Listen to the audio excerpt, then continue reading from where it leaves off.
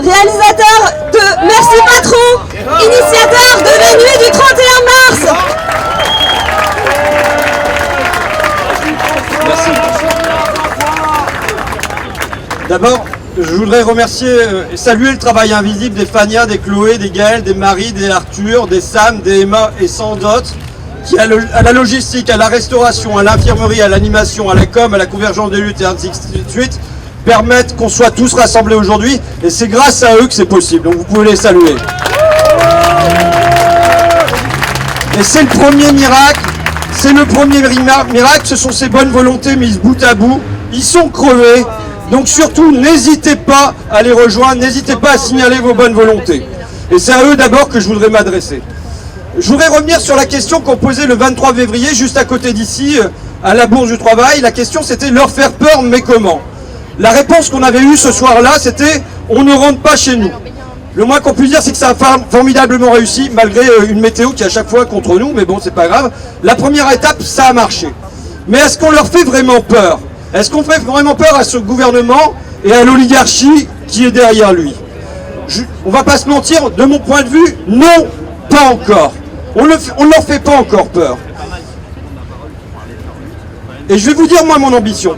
J'étais à Ham, dans la Somme, lundi dernier, dans une boîte qui s'appelle Pinter, qui fabrique des robinets industriels, 22% de taux de rentabilité, et qui est en train de fermer à cause d'un fonds de pension. 133 emplois sont en jeu. Qu'a dit le député de droite est venu, il a dit ce sont des salopards de financiers. Et pourtant les salariés sont résignés. Moi, mon ambition, mon but, c'est qu'on envoie une onde de choc dans le pays qui se propage jusqu'à Ham. Jusqu'aux zones rurales, jusqu'aux quartiers populaires.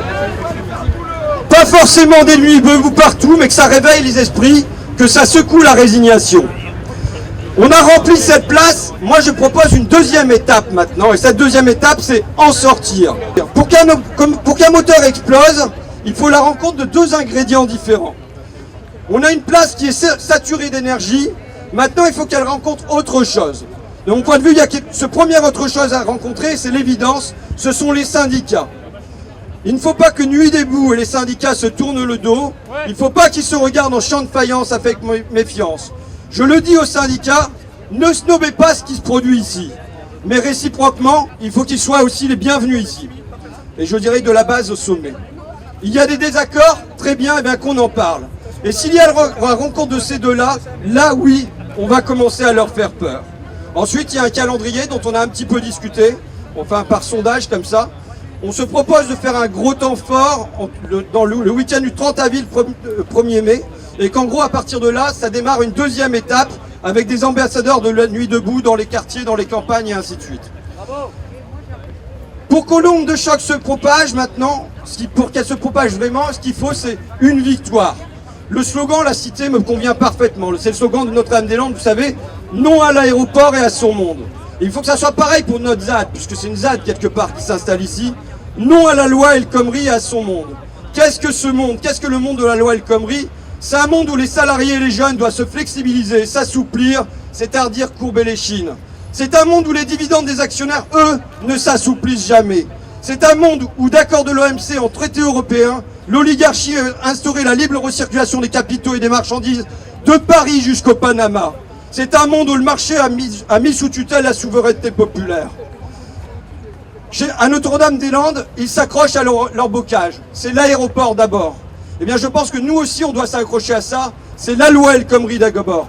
Par ailleurs, les zadistes de Notre-Dame-des-Landes ont mis en place des alliances avec les paysans, la Confédération paysanne, les élus locaux et tout ça. Il faut qu'on songe aussi aux alliances à construire. Alors après, on me dit, oui, mais c'est un piège parce que si jamais on gagne sur la loi El Khomri, ça sera fini. De mon point de vue, c'est l'inverse qui va se produire. L'appétit vient en mangeant. Hier, je discutais avec quelqu'un, je ne connais pas son nom, c'est l'avantage, c'est qu'ici, on discute avec des gens qu'on ne connaît pas du tout. Et il me disait, c'est comme un jeu de quilles. Si on renverse la première quille, les autres suivront. Voilà l'enjeu.